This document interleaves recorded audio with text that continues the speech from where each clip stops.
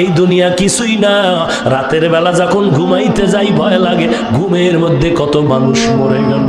আমিও যদি মরিয়া যাই, আমার ছেলে মেয়েরা বেলেট দিয়া জামা কাপড়গুলো গাইটা রাখবে, আর বলবে, আমার বিবি বলবে, লাশটা বাইরে নামাইয়া ঘরে আর পাহারা দেওয়া যাবে না।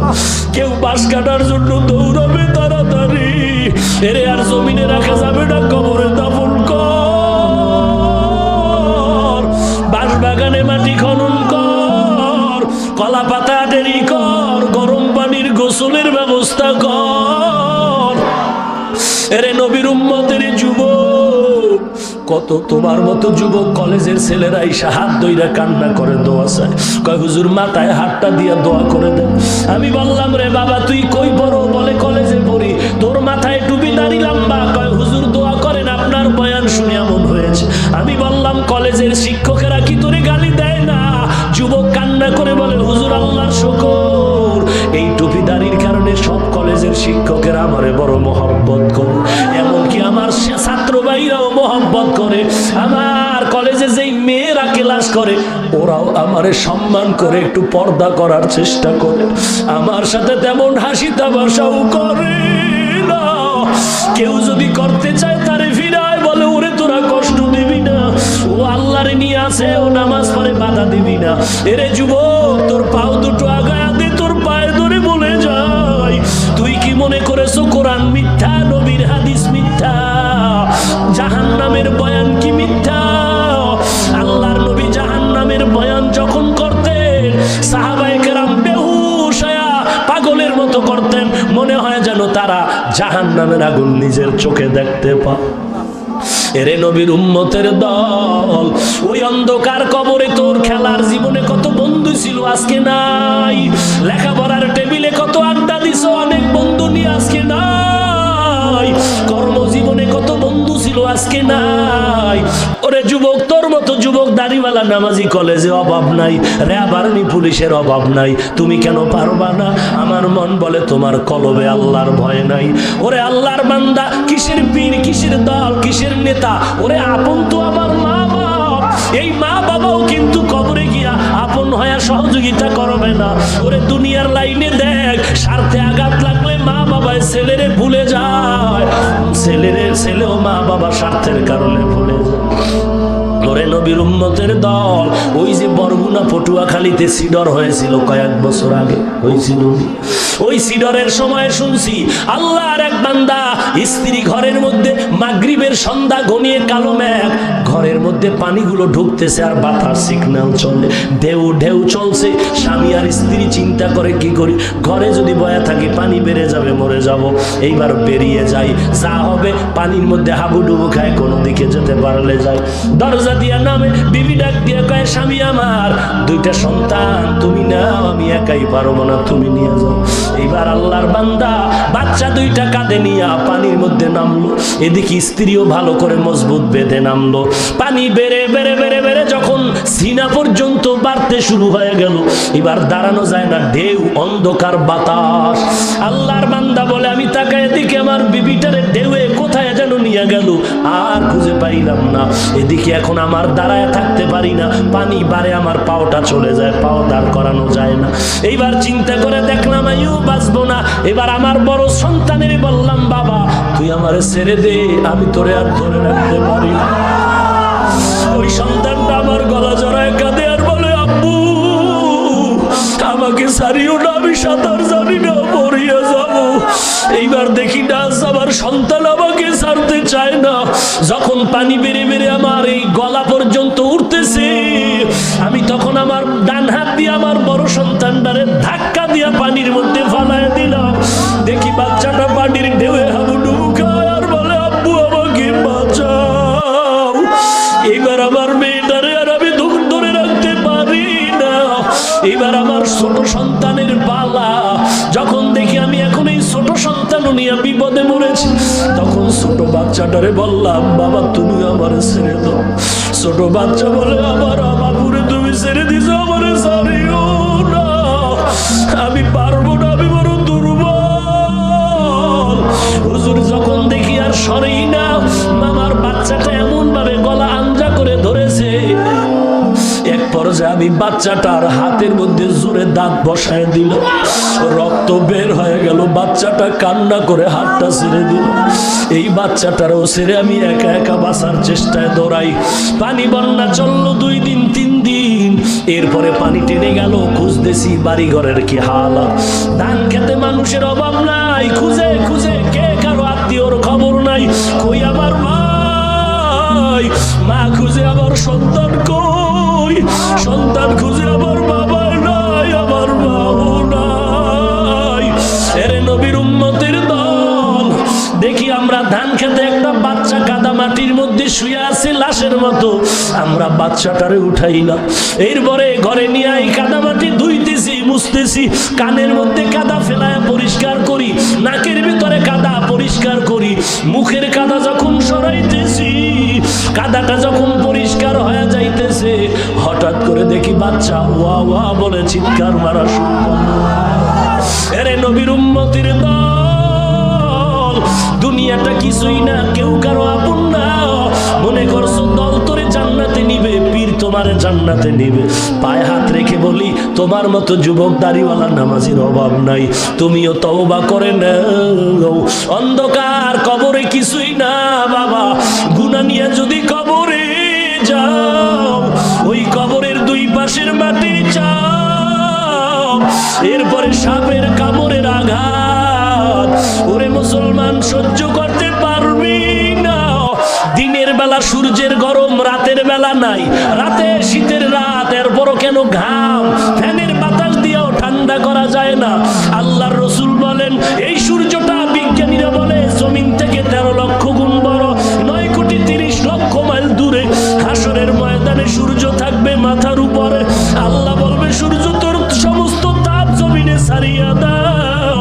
সূর্যের তাপে জমিনটা তামা হয়ে যাবে, গুনাহগারের মাথার মগজগুলো টকবক করে ফুটবে, পেটের চর্বিগুলো নারী বুড়ি পায়খানার রাস্তা দিয়ে বের হয়ে যাবে। নবীরা পর্যন্ত নাফসি নাফসি বলে কান্না করতে থাকবে।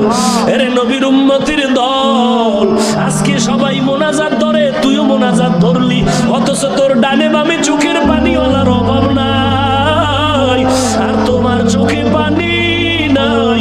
মনে করিস না যে তোর কপাল ভালো, তোর কপাল পুড়ে গেছে, পুড়ে গেছে, পুড়ে গেছে, কারণ গুনার কারণে আমার মাওলায় বেজার। ওরে আল্লাহর বান্দা, মাথাটা নত করে তওবার দরজায় ফিরে আল্লাহকে ডাক দাও। ওরে আল্লাহ, তুমি আমার আপনার কেউ নাই, আমি কত অন্যায় করেছি তুমি জানো, আর গুনাহ করব না। তুমি আমাকে কান্নাওয়ালা চক্ষু দান করো আল্লাহ। আল্লাহ তুমি আমারে কান্নাওয়ালা চক্ষু দাও। যদি দেখো চোখে পানি না আসে, কান্নাওয়ালার কাছে হাতটা বাড়াইয়া দোয়া চাও, হাতটা বাড়ায় বলো, চোখের পানিওয়ালা ভাই, ওরে কান্নাওয়ালার দোয়া আল্লাহ খালি ফিরাইয়া দিবেন না, তুমি আমার জন্য একটু দোয়া করে দাও। আমার মতো খারাপ কেউ নাই। এই বয়ানটা সেদিন এক জায়গায় দিছি, মোনাজাতের পর এক যুবক আইসা কান্না করে, হুজুর আমি বহু অন্যায় করেছি, আমার নাজাতের কোনো পথ আছে নাকি? আমি বললাম, বাবা তুমি কি করো? বলে আমি এক ইঞ্জিনিয়ারিং চাকরি করি। হুজুর আমি আমার মা বাবার কষ্ট দিয়েছি, আমি আমার উস্তাদের কষ্ট দিয়েছি, আমি এলাকার কত মুরব্বির কত গালাগালি করেছি, আমার নাজাতের কোনো রাস্তা আছে কি না হুজুর? আমার মাথায় হাতটা দিয়ে দোয়া করিয়া যান। ওরে যুবক, পায়ে ধরে বলি, জাহান্নামের আযাব সহ্য করতে পারবি? সূর্যের তাপ এখনই গরম সহ্য করা যায় না, আল্লাহর দরবারে কাঁদো। ওরে অনেকের মা নাই, অনেকের বাবাও নাই, অন্ধকার কবর থেকে দোয়ার জন্য অপেক্ষা করে রে সন্তান। ওই মা বাবার চেহারাটাও কি মনে পড়ে না? ওই মা বাবার জন্য কি মায়া হয় না রে যুবক? ওরে যুবক, পায়ে ধরে বলি আর দাড়ি কাটবি না, পায়ে ধরে বলছি নবীর আর কাঁদাবি না, বেপরদায় চলিও না, মা বাবারে কষ্ট দিও না, আল্লাহওয়ালারে বন্ধু বানাও, কোরআন পড়ো, দেশের বিরুদ্ধে ষড়যন্ত্র করো না। অন্তর যদি তওবার জন্য রেডি হয়, কবরের কথা স্মরণ করে কাঁদো। কয়েকদিন আগে টেকনাফ রোহিঙ্গা কয় দল যুবক বাড়িতে সিলেটে রওনা হয়ে গেল। রাতের বেলা নরসিংদী রাস্তায় যখন যায়, এমন এক অ্যাক্সিডেন্ট হলো, যুবকও নাই, গাড়িও নাই। পরের দিন সিলেটের জমিনে লাশের পাশে লাশ আর লাশ, কান্নার আওয়াজ, ময়দান জুড়ে কান্নার আওয়াজ। এরে নবীর উম্মতের দল, কয়দিন আর বাঁচবা? এমন কোন দিন নাই যুবকের মরণের খবর নাই। বাসের নিচে লাশ, গাড়ির নিচে লাশ, ঘুমের বিছানায় লাশ। তুই যে ঘুমের মধ্যে কানে কানের আওয়াজ দিয়া ঘুমাও, একটু কি তোর ভয় নাই? ওরে গান শুনতে শুনতে তুই ঘুমাইলি রে যুবক। পায়ে ধরে বলছি, আল্লাহর ভয় অন্তরে ঢুকাও, জাহান্নামের ভয় অন্তরে ঢুকায় তওবা করো। আল্লাহর দরবারে দিলটা খুলে কান্না করো, মালিক তুমি মাফ না করলে এই ময়দান থেকে যাব না। আয় আল্লাহ তুমি মাফ করে দাও। আল্লাহর দরবারে আমার জন্য দোয়া করো, আমিও দোয়া করি। আল্লাহ যেন আমাদের সবাইকে খাঁটি তওবা করার তৌফিক দান করেন। মিলাদুন নবী পালন করো, পালন করো। কেমনে পালন করবে? কয় নবী যেমন করছে তোমরাও তেমন করো। নবী বলেন, আমার মা আমেনা, আমেনা বলেন, আমার সন্তান যখন দুনিয়ায় ভূমিষ্ঠ হয়েছে, কোনো রক্তপাত হয়নি, কোনো ব্যথা অনুভব হয়নি। আমাদের আম্মা জানের এমন হয়েছে, পালন হলো কিভাবে? মায়ার নবী বলেন, আমি দুনিয়াতে এসে আল্লাহর প্রশংসা করেছি, আমরাও। তো মিলাদুন নবী পালন করা হয় নাই। ওরে নবীর উম্মত, মায়ার নবী বলেন, আমি রাস্তা দিয়ে চলতাম, চলে যাওয়ার পরেও বহুদিন ধরে রাস্তা থেকে মিশকের ঘ্রাণ। আমি আম্মা জানের কোলে থেকে কোনোদিন উলঙ্গ হই নাই। আমার এই শরীরে মশা মাছি জীবনে পড়ে নাই। আমার শরীরের ঘাম থেকে মিশকের ঘ্রাণ। আমি কোথাও বসলে গাছের ছায়া আর সাপের বাতাস। আপনারও হয়েছে? নবীর আঙ্গুলের ইশারায় চাঁদ আলাদা হয়েছে আপনারও? তাহলে মিলাদুন নবী কিভাবে পালন করা যায়? না না, এটা আলোচনা করে তৃপ্তি অর্জন করা যায়। ওরে নবীর উম্মত, এইবার মিলাদুন নবী আমরা মানি। রসুলের জন্ম, রসুলের জন্ম, রসুলের জন্ম না মানলে তো কিছুই নাই। এজন্য আমরা রসুলের জন্ম মানি, একদিন না, একদিন না। রসুলের জন্ম একদিন, একদিন জন্ম, কিন্তু রসুলের জন্মে আমরা আনন্দ একদিন করি না। একদিন করি না। রসুলের জন্মে আমরা খুশি হয়ে রসুলের এই খুশির আনন্দ আজীবনের জন্য নিলাম। টুপি পরেছি রসুলের মহাব্বতে, রসুল পেয়েছি রসুলের আদর্শের টুপি দিলাম। এটা দুঃখে দিছি না, আনন্দে।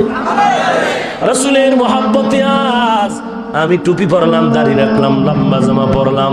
এটা তো কোনো বাবার নয়, তরিকার না, রসুলের তরিকা অনুযায়ী আমরা রসুলের মিলাদ মানি, একদিন না, আজীবন। এদিকে রসুলের জন্মের খবর পেয়ে আবু লাহাবের খাদেমা বান্দি সুয়াইবা আবু লাহাবের গিয়া বলে, শুনছো এমন একটি সন্তান আমেনার গর্ভ থেকে দুনিয়াতে আসছে, পুরো ঘর নূরে নূরান্বিত হয়ে গেছে। আবু লাহাব এত খুশি হয়ে গেল। খুশি হইয়া আবু লাহাব বলে, রে সুয়াইবা, তোরে চিরতরে আমি মুক্ত করে দিলাম, তুই আমার আন্ডারে থাকার দরকার নাই, তোরে আমি মুক্তি দিয়া দিলাম। এইটা আবু লাহাব তার বাদীকে মুক্তি করলো। রসুলের জন্মে বেজার হয় না, খুশি হয়ে? তাহলে রসুলের জন্মে আবু লাহাব খুশি হয়েছে, রসুলের জন্মে আবু লাহাবও খুশি। খুশিটা ছিল একদিনের জন্য। এরে নবীর উম্মত, এবার সিরাতুন নবী, রসুলের আদর্শ কি জিনিস। আম্মা জান আয়েশার দরবারে কয়েকজন সাহাবা চলে গেলেন। সাহাবারা গিয়ে আম্মা জান আয়েশাকে প্রশ্ন করলেন, কে সে আয়েশা? যে আয়েশা 2000-এর উপরে হাদিস তার মুখস্থ। 2000-এর উপরে হাদিস তার মুখস্থ। আমগো আম্মা জানেরা কয় হাজার মুখস্থ? কথা বলে না। যদিও আদাটা বলে 13টা ভুল, আব্বা জানেরও একই হালাত। এবার আসেন আলেম ওলামা পীর ফকির মুফতি মুহাদ্দিস, আমার জানা মতে বাংলাদেশে এমন কোন বীর মুফতি সাহেব বড় নাই যে একই জায়গায় দাঁড়ায় 500 হাদিস মুখস্থ শোনাবে। আমার কথা হলো, যে আল্লাহর বান্দা 500 হাদিস দাঁড়ায় মুখস্থ শোনাতে পারবে না, সেই বান্দা কেমনে আহলে হাদিস হয়ে যায়? এরে নবীর উম্মত, ভালো করে বুঝো, রাহমাতুল লিল আলামিনের আদর্শ জানার জন্য আম্মা জান আয়েশার দরবারে গেলেন। 2000-এর উপরে হাদিস তার মুখস্থ। এদিকে সাহাবাদের মাঝে রইসুল মুফাসসিরিন আব্দুল্লাহ ইবনে আব্বাস, রাসূলের চাচাতো ভাই, রাসূলের ইন্তেকালের সময় আব্দুল্লাহর বয়স হলো 12 থেকে 13। এমন সময় আব্দুল্লাহ 12-13 বছর বয়সে রাসূলের ইন্তেকাল হয়ে গেল। এদিকে এই আব্দুল্লাহ সমস্ত সাহাবাদের মাঝে মুফাসসিরিনদের হেড হলেন কিভাবে? বলে রাসূল একদিন ইস্তেনজায় গেলেন, এসে তাহাজ্জুদ পড়বেন, ওযু করবেন। আব্দুল্লাহ ফাঁকে রাসূলের তাহাজ্জুদের ওযুর পানি আগায় দিল। আল্লাহর নবী এসে বলেন, ওযুর পানি কে দিল? বলে আপনার ভাই আব্দুল্লাহ দিয়েছে। আমার নবী অন্তর ভরে দোয়া করলেন, ও মালিক, আব্দুল্লাহরে তুমি এলেমের মারকাজ বানায় দাও, তুমি এলেম সিনায় দিয়া দাও, এলেমের মারকাজ ওর সিনাটারে বানায় দাও। নবীর দোয়া কবুল হয়ে গেল। আব্দুল্লাহ এবার মুফাসসিরিনদের হেড, এলেমওয়ালা হয়ে গেছে। এই আব্দুল্লাহ এত বড় মুফাসসির হওয়ার পরেও কখনো যদি কোনো মাসআলায় সমাধান না পাইতেন, সমাধানের জন্য আম্মা জান আয়েশার দরবারে চলে যেতেন। কে আয়েশা? সাহাবায়ে কেরাম বললেন, রাসূলের ক্যারেক্টার, আখলাক, আদর্শের কিছু বয়ান করুন। আম্মা জান বলেন, আফাতাকরাউনাল কুরআন, আপনারা কি কোরআন পড়েন না? ক্বালু বালা, হ্যাঁ আমরা কোরআন পড়ি। আম্মা জান বললেন, কানা খুলুকুহুল কুরআন, রাসূলের আদর্শই হলো কোরআন, রাসূলের আদর্শই হলো কোরআন। কোরআনের আদর্শ নামাজ, রোজা, হজ, যাকাত।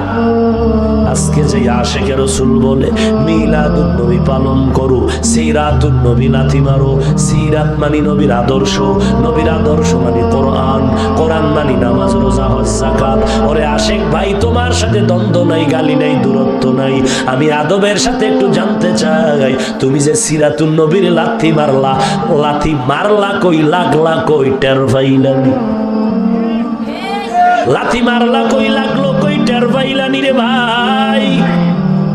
বেয়াদবি সব জায়গায় চলে না রে বাবা, খবরদার, সাবধান। আল্লাহ তওবার দরজা খুলে রাখছেন। লিকুল্লি শাইইন জিনাতুন ফিল ওয়ারা ওয়া জিনাতুল মারই তামামিল আদাবি আল খুদাখা হিমে তৌফিকে আদব বে আদব মাহরুমে গাশত ফজলে রা। নবীর আদর্শ মানে সিরাতুন নবী, সিরাতুন নবী মানে কোরআন, কোরআনের আদর্শ নামাজ পড়ো, দাড়িটা লম্বা করো, পর্দা করো, হালাল খাও। মিলাদুন নবী, আবুল আহাব বড় খুশি, আঙ্গুলের ইশারা করে বান্দিটারে আজাদ করে দিল। রাসূল একদিন এই আবুল আহাবের দাইকা কয়, ও চাচা, আপনি আমারে কেমন ভালোবাসেন? বলে, ভালোবাসার কোনো ভাষা নাই, চূড়ান্ত ভালোবাসি। আসেন আসেন আসেন। এবার আবুল আহাবের নিয়ে পাহাড়ের চূড়ায় উঠলেন। এইবার পাহাড়ের পাদদেশে গিয়া নবী বলেন, চাচা আমার কথা কেমন মজবুত মনে করেন? বলে, কঠিন। চাচা আমি যদি বলি পাহাড়ের ওই পার্শ্ব থেকে এই পার্শ্বে আইসা দুশ্মন দল আপনাদের মারবে, বিশ্বাস করেন? ভাতিজায় 100 বিশ্বাস করি। বলে, ও চাচা আমি একটা খবর দেই, এই জমিনটা চিরস্থায়ী জমিন না, ক্ষণস্থায়ী জীবন পেরিয়ে যাওয়ার পরে চিরস্থায়ী একটা জিন্দেগি আসবে, আখিরাত। আমি আল্লাহর রাসূল হয়ে বললাম, আমার আল্লাহ আমার একটা কোরআন দিছে, আমার সিরাতুন নবী, আমার আদর্শ, আমার আদর্শের এই কোরআন নামাজ পড়ার কথা বলেছে, সিরাতুন নবীর আদর্শে আমার জীবনীর মধ্যে পর্দার কথা বলেছে, জাহান্নাম থেকে বাঁচতে পারবেন। এই কথাটা যখন বলল, যে আবুল আহাব নবীর মিলাদে খুশি হইয়া বান্দিটারে আজাদ করে দিল, সেই আবুল আহাবের কাছে যখন সিরাতের বয়ান গেল, নবীর আদর্শের বয়ান গেল, আবুল আহাব এমনিই তো লাহাব মানে অগ্নিশিখা। লাহাব আবুল আহাবের চেহারা ছিল আগুনের মতো লাল। এ নবী যখন সিরাতের কথা কইছে আরো গরম হয়ে গেছে।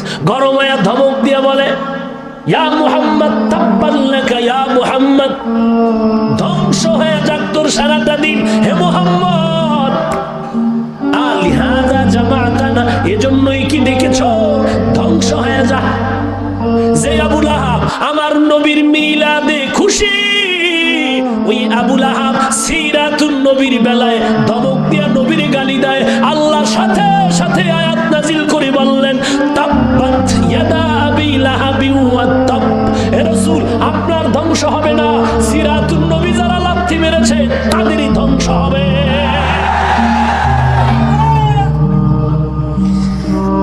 রাসূল আপনার জন্য আবু লাহাব বরদোয়া করেছে, অথচ আবু লাহাব আপনার জন্য পাগল হইয়া মিলাদুন নবীর খুশি আনন্দ করে আপনার মহব্বতে বান্দি আজাদ করে দিল।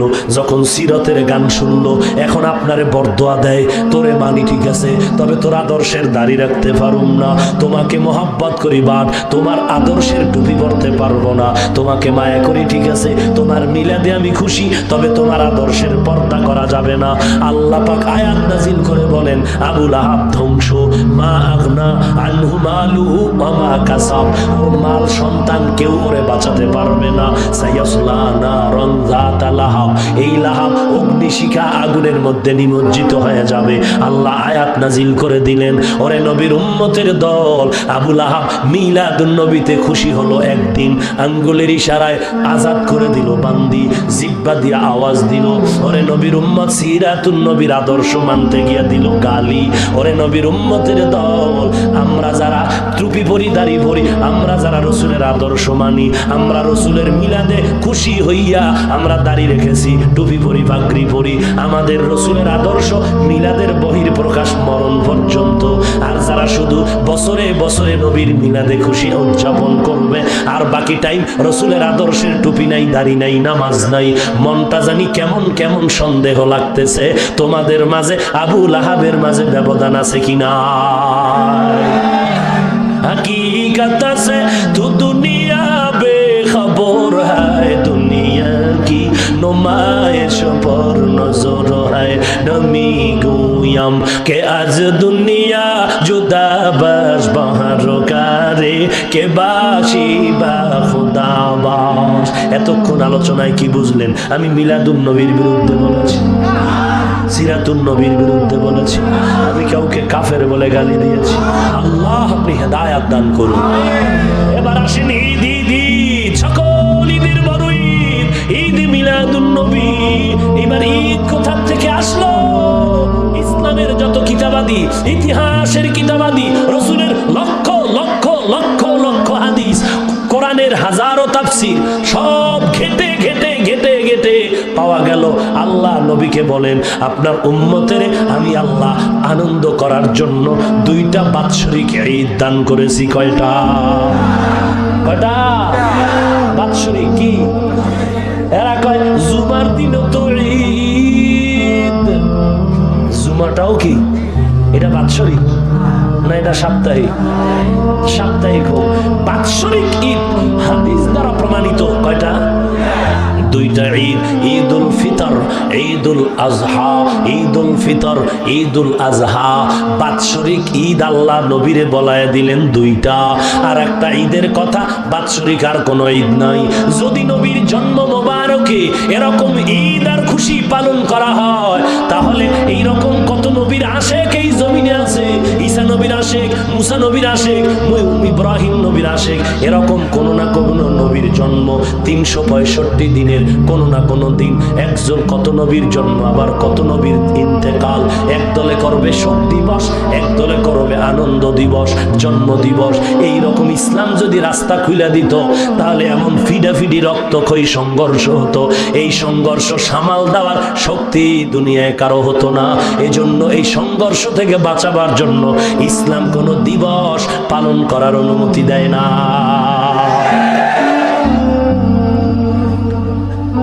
সাহাবায়ে কেরাম কোনদিন করেনি। এইবার দেখবো মিলাদুন নবীতে আমার নবী কি করেছেন। সহিহ মুসলিম মুসলিম শরীফের হাদিসের কিতাব। ওই হাদিসে আল্লাহর নবী বলেন, আমি প্রতি সোমবার একটা রোজা রাখি। কিবা বছরে একদিন, মাসে একদিন, না প্রতি সোমবার? জোরে বলেন। আল্লাহর নবীকে প্রশ্ন করা হলো, নবী আপনি প্রতি সোমবার রোজা রাখেন কেন? নবী বলেন, আমি দুইটা কারণে সোমবার দিন রোজা রাখি। এক নাম্বার কারণ, আল্লাহ তাআলা আমাকে যেদিন দুনিয়ায় ভূমিষ্ঠ করায় দিলেন, আমার জন্ম মোবারক মিলাদুন নবীর দিনটা ছিল সোমবার। আমি নবী রোজা রাখার মাধ্যমে মিলাদুন নবীর শুকর আদায় করি। দুই নাম্বার কারণ, আমার উপরে কোরআন নাজিলের সূচনার দিনটাও ছিল সোমবার। আমি নবী রোজা রাখার মাধ্যমে কোরআন নাজিলের সূচনার দিনের শুকর আদায় করি। রাসূলের জিন্দা মুজিজা কোরআন, এই কোরআন আমরা পেয়েছি, আনন্দ না? আনন্দেই যদি দিবস পালন হয়, তাহলে রাসূলের মিলাদে হবে এক দিবস।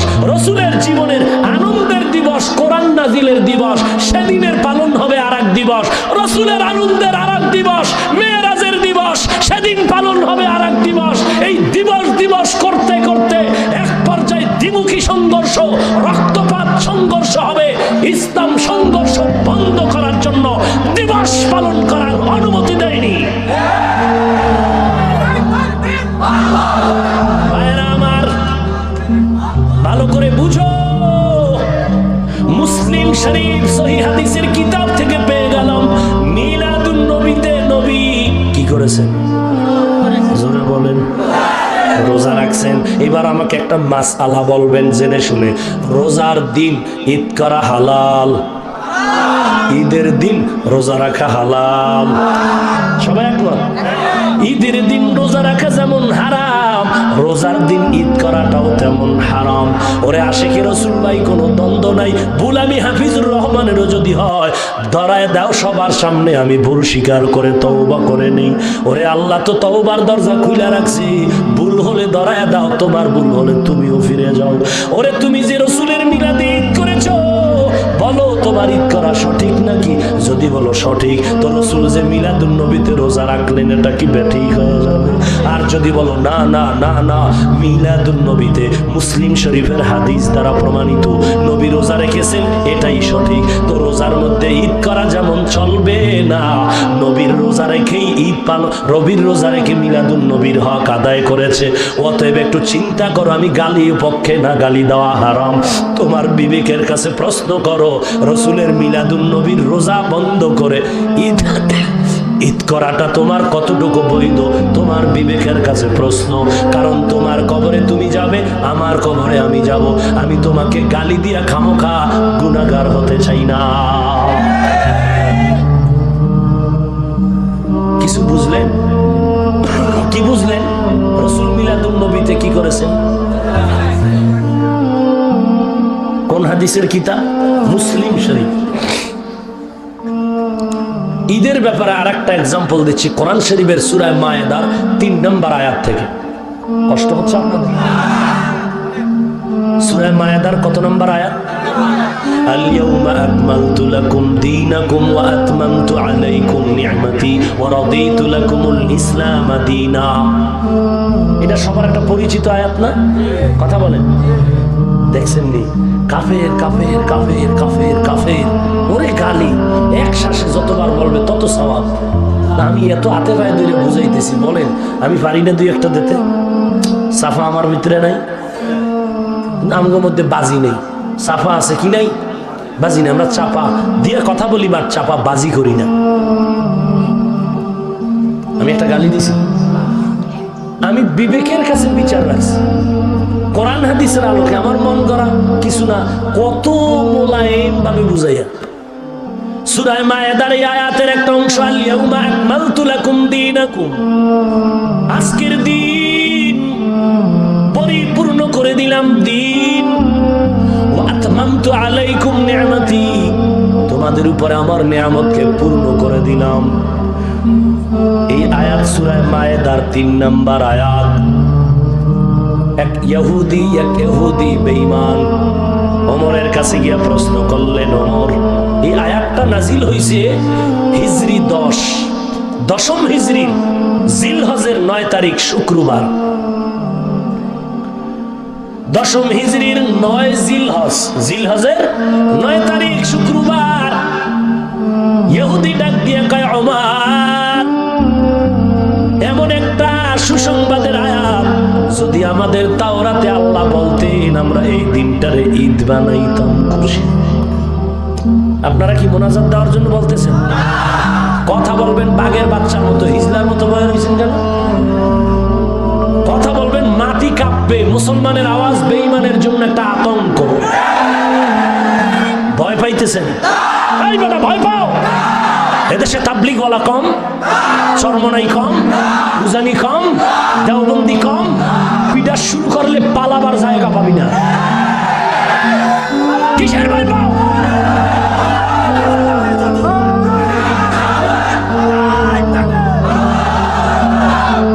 মরবা না?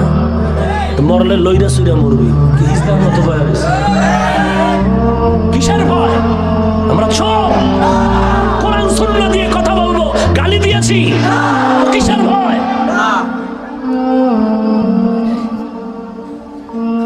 বারবার বলতেছি ভুল হতেই পারে, ধরায় দাও, শেষ।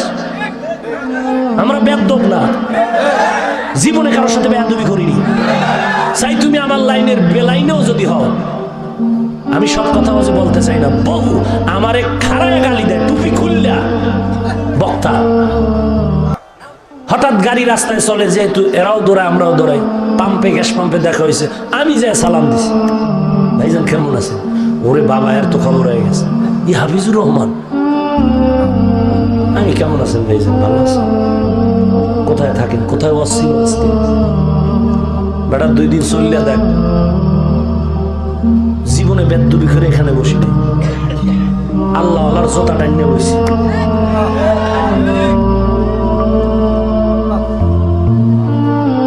আল্লাহ আপনি হেদায়েত দান করুন।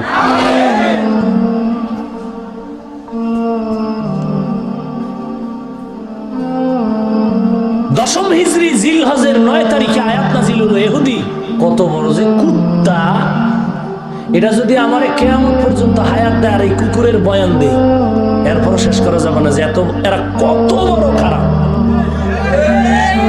আর এই ইহুদি থেকে আবার আর একদল খারাপ মুনাফিক।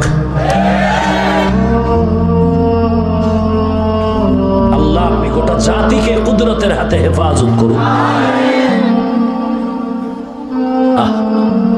বেটা কোরআন শরীফের আরবি পারো না? বুখারী শরীফ আরবিটা দিলে কয় খোদার কসম আব্বাও বুঝবে না, আমিও বুঝি না। এই লোকে আবু হানিফারে গালি দেয়, খাজা মঈনুদ্দিনের কয় গাঞ্জাখোর, বাউয়া ব্যাং হাতিরে লাথি দেয়। বাউয়া ব্যাং ছিলে যে বৃষ্টির সময় জিকিরের আওয়াজ করে, ব্যাঙে গান গায় না, খোদার তসবিহ পড়ে। আর কোরআন শরীফের আয়াত তো, কার তসবিহ পড়ে? আল্লাহর তসবিহ পড়ে। এটা বলতে আবার ভয় লাগে না? আরে কোন এক বুজুর্গ কয় যে দেওয়াল ঘড়ি কাটা যে টুন টুন করে বাড়ি দেয়, এটা খোদার জিকির করে। এইবার হাফিজুর রহমান রে মুশরিক বলার ফতোয়া ওপেন হয়ে গেছে। শুনছো? ঘড়িতেও বলে আল্লাহর জিকির করে। ওরে মুশরিক,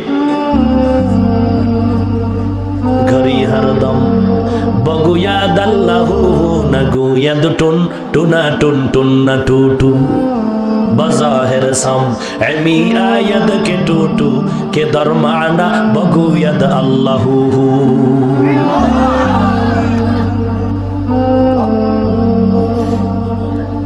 হাতির লাথি দেয়, পাওয়ার কি? ভিতরে টাওয়ার আছে। কিসের টাওয়ার? তদন্ত করে দেখ। তদন্ত করে দেখা গেল ব্যাঙের পাশার ভিতরে আইয়ুব খানের পয়সা লাগানো। ময়দানের কোন তার ছেড়া যদি দাঁড়ায়, কয় মৌলবী এই যে এক্সাম্পল দিলা, এটা কোরআন শরীফের কত নাম্বার সূরায় আছে? এরকম তার ছেড়া নাই? এইরকম তার ছেড়ারাই ওয়াজের পরে মোবাইল চুরি করে, করেনি? আহা, মোনাজাত দিছি শেষ, মানুষ আসছে, একটু হাতের সাথে মোলাকাত করবে, একটু ওই কোন একজনে কান্দে, কি কয় হুজুর মোবাইল শেষ। বাম দিকে একজনে কি মানি ব্যাগ নেই, কে ফেরেশতারা নিছে? এই ময়দানের সোনার ছেলেরা নিছে, ঠিক না? ঠাডায়া বয়ান শুনছে, মোনাজাত দিছে না, কথা হয় না। কি কইছে মোনাজাত? মোনাজাতে কি কইছে? রে আল্লাহ, আমি জানি এ বিশাল ময়দানে কারো হাত তুমি খালি ফিরায় দিবা না, তো আমারটাও কবুল করে নি। কি কবুল করবারে মালিক? ও মালিক, আমি অন্তর ভরে দোয়া করি আজকে 5টা মোবাইল না নিয়ে বাড়ি যাও না। আল্লাহ, তুমি কোরআনের আরবি বুঝো না, বুখারীর আরবি বুঝো না, আবু হানিফারে গালি দাও কেন? কে সে আবু হানিফা? আল্লাহ আপনি হেদায়েত দান করুন। লাকাদ জানাল বিলাদা ওয়া মান আলাইহা ইমামুল মুসলিমিন আবু হানিফা। আবু হানিফা বুদ ইমামে বাসাফা আসরাজে উম্মতানে মুস্তাফা। কি ব্যাপার? বলে টাকা আর পাওয়ার ভেতরে আর কিছুই না রে বাবা, কপাল পুরিও না রে ভাই, হিংসা নাই, দ্বন্দ্ব নাই, গালি নেই। তুমি বুকের উপরে হাত বেঁধে নামাজ পড়ো, খোদার কসম আমি তোমাকে হিংসাও করি না, দূরেও